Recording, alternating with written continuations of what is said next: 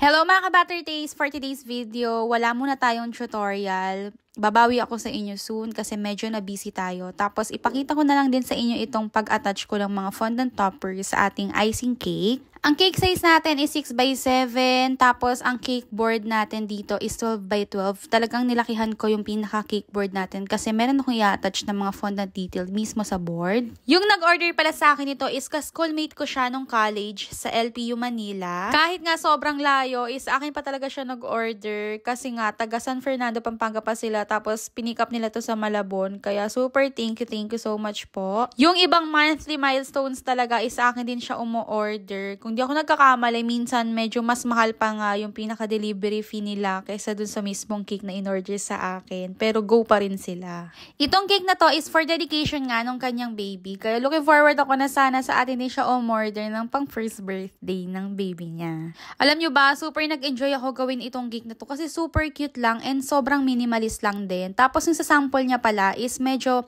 plain siya na parang pastel colors lahat. Pero kasi nag-send siya ng sample, lalagyan ko siya ng parang pop-up color. So nag-decide ako na medyo i-dark or yung parang Barbie pink na lang yung igawin kong pop-up color.